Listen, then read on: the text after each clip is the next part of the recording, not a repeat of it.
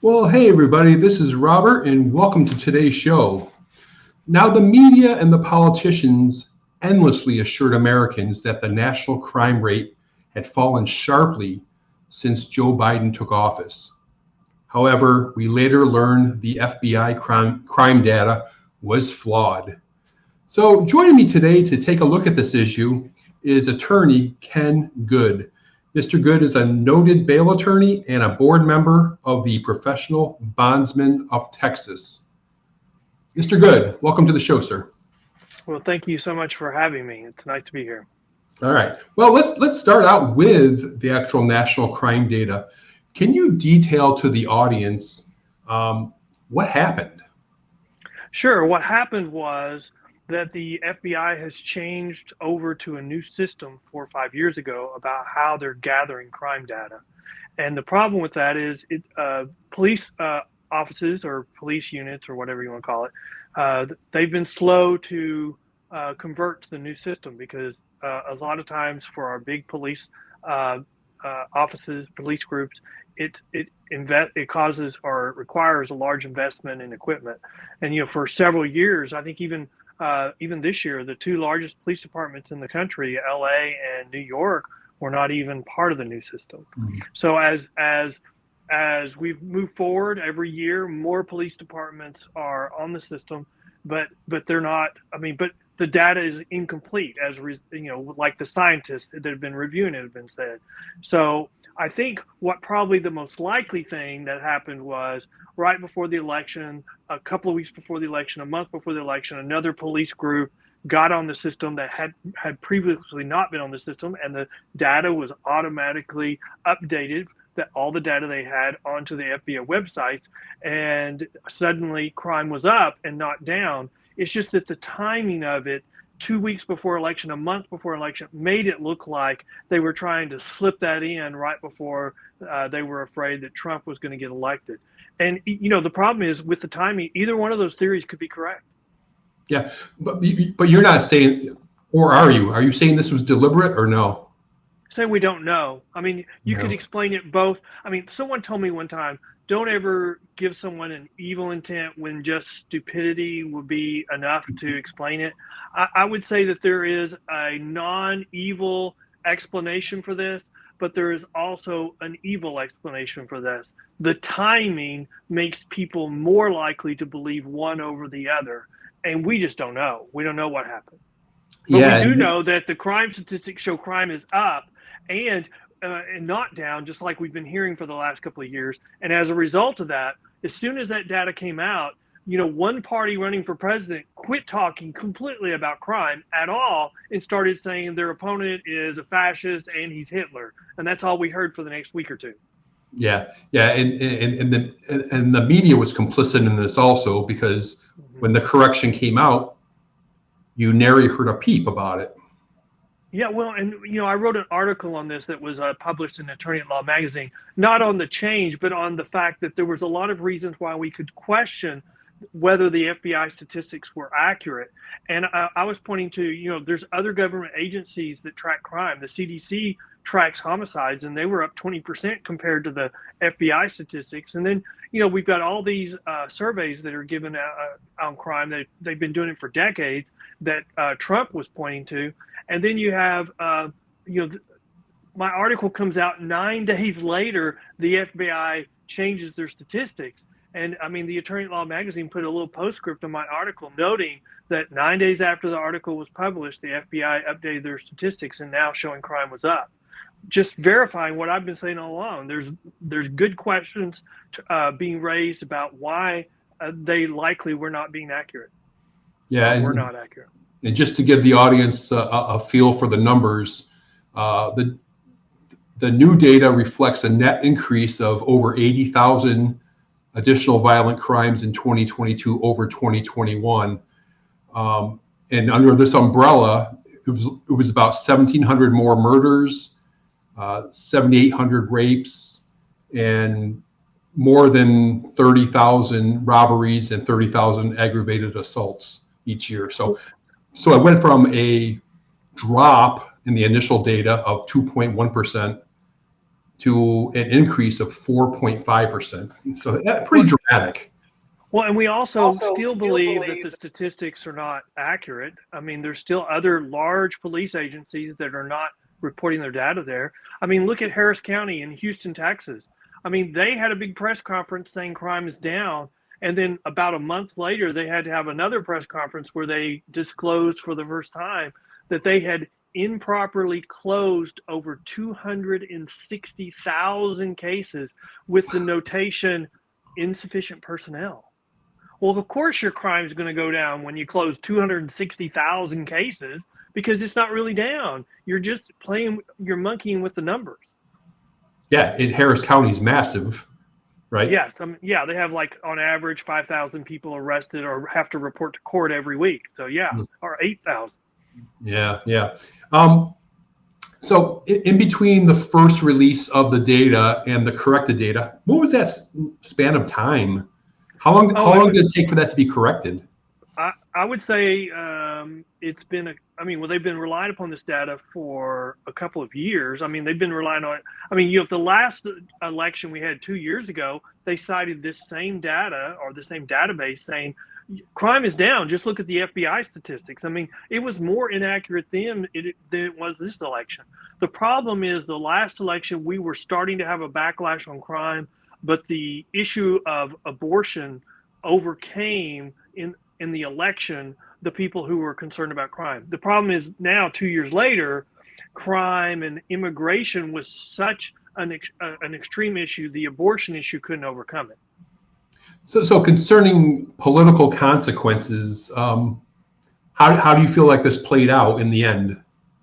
I think we have repeated the same cycle that we went through in the 60s, where we were feeling safe, and so we were more forgiving on crime.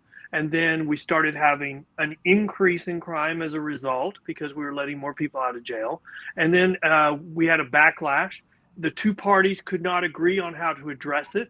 And so one party ended up having a backlash and getting elected. That's how we got Reagan with his war on drugs. Now, this time it's even worse because we've had the push to the left has been much further because we have the Soros groups that are funding DA's races. And I will say, and you can see that the pendulum has definitely started swinging to the right because over half of the DAs that were supported by Soros in this election got defeated. And in Harris County, where we've talked about it already once, every judge that's currently sitting on the bench who had an opponent was defeated. Oh, wow. Yeah, that's a mandate of sorts. So do you see this being fixed in the near future, or is this something we're just going to have to deal with over and over? Well, okay. So I think we're going to be dealing with it for a couple of election cycles more, but probably as the pendulum swings further to the right, we're going to, we have to address that as well. Because, when the pendulum swings too far to the left, I mean, it's released too many prisoners, crime starts going up. When it goes too far to the right, it's hold everybody, detain everybody. And, the public's not going to stand for the increased crime when it goes to the left.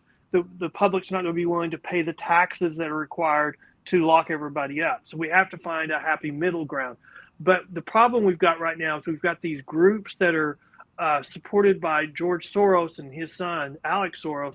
And I mean, they are super organized. They have the groups that give money to candidates. They have this next group where they have to go to seminars, and it's clearly a quid pro quo. We got you elected, so here's what you're going to agree to do. You're no longer going to seek heavy sentences. You're not going to do any type. Instead of when somebody gets arrested for 30 pounds of cocaine, you're only going to charge them with possession of drugs, which 2 weeks in jail instead of all the amount of drugs they have as a dealer. And so that would be 30 years. So you're no longer going to seek enhancements. And it goes on and on and on.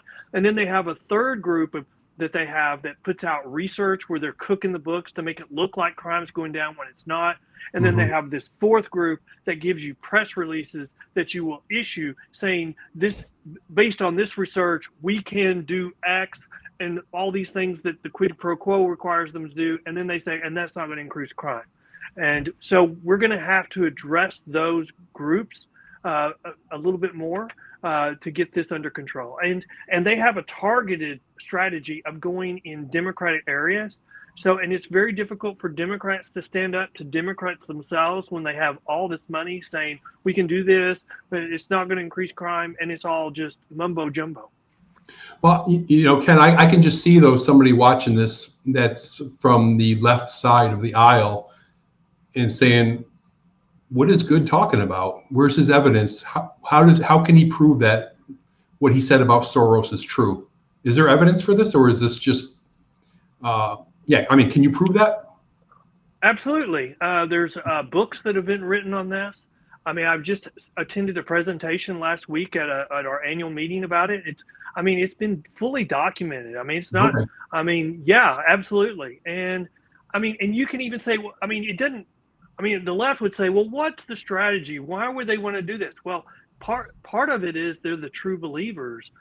They really think that we've got too many people locked up, too many certain races locked up. But I think the real motivation is the largest budgets in any county are law enforcement, and they want to release some of that money to go to social issues. Mm. And so they're pushing for defunding the police. They're pushing for no longer long sentences. They're pushing for we no longer hold people in jail so we can put that savings and reinvest it in social programs. And that's what's motivating them. They're putting that money somewhere else on the programs they want. And now we're suffering the bad consequences because we've been trying things that had no science to support it. And we're getting away from the strategies for crime prevention, which we teach in our colleges, and we're changing over things that we've not even studied, except for their little groups that are where they're cooking the books. Yeah, but clearly the public, like you said, a lot of these judges lost their jobs.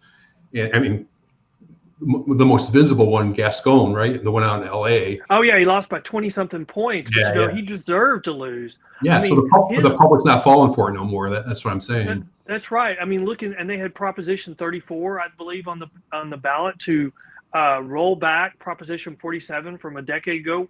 That's where we essentially decriminalized theft under $950. Right. So the public's just not going to stand for this anymore. I mean, and just look at the substantial damage it's done to our urban areas. I mean, commercial development, commercial properties. I mean, in San Francisco, there's properties that have sold in the last year for 30 to 50% of their value from 3 years ago. In Minneapolis, that has the same problems.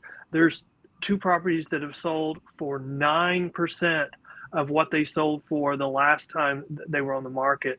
And then we've got commercial default rates going from 5% to 40 something percent this year. I mean, this is a wake up call to our urban cities on taxes. I mean, this is going to have a huge impact on their taxes. And I don't believe Trump is going to bail out the cities when they go, oh my God, look at what our policies have done to our taxes, and we need money. We need somebody to bail us out. I don't believe Trump is going to bail them out, and the Democrats would have. And so I think you're starting to see more and more mayors come out and say, we can't do this anymore. And you're going to see an avalanche now. Yeah, yeah. Going back to the data or the data mishap, how much of a disservice is this to the public, though? I mean, for average Joe guy, me watching television and trying to make decisions, whether it be business decisions or electoral decisions, how much of a disservice is this? It is an incredible disservice. I mean, I did a debate with a national law firm called Civil Rights Corps. They're the group that's been filing these lawsuits all over the country, trying to attempt to get courts to impose bail reform, and they get reversed every time they go to the Court of Appeals. But I did a debate with them, and they were the first ones that I heard say, oh, this is a perception issue. It's not reality. Just look at the FBI crime stats. And then you get in this election, and in the last 2 years ago, you're seeing the National Democrat Party use the same talking points. It's just a perception.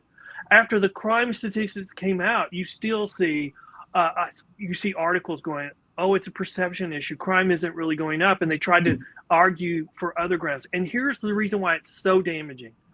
We have been promised by all these groups like the Democrats in the New York legislature, that, oh, if we do these reforms, crime will not increase. They knew crime would increase. In New York, behind closed doors, they were saying, we're willing for crime to increase to get our social policies passed. And now they're suffering the consequences. Imagine if they had come out and said, well, we know crime's going to go up some, but we're willing to do that for this policy.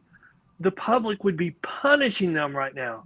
And even though they got punished a little bit, they would have been decimated in this election. And so I'm telling you, the damage that they've done to our country is tremendous. Yeah. All right. Well, Ken, any final thoughts on this topic? Well, we had an election about a week ago, and crime was one of the probably most important issues, along with the economy, probably the most important, immigration, and the public spoke. And, we had an election not 4 years ago, but 8 years ago where the public spoke, and it was a minority of voters. And then we had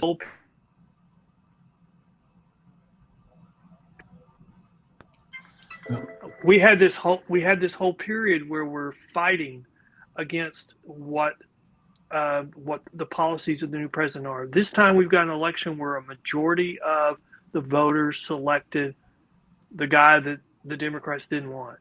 And so I'm hoping that we will have a normal transition of power this time.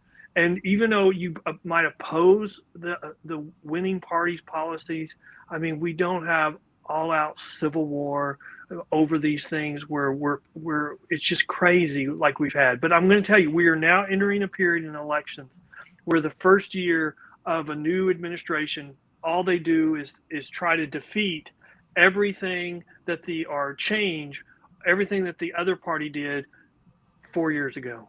And so we've had that now for Trump 2, we're going to have it. We had it for Biden, we had it for Trump 1, and we had it for Obama. The reason why we're doing this is we've gotten rid of the middle.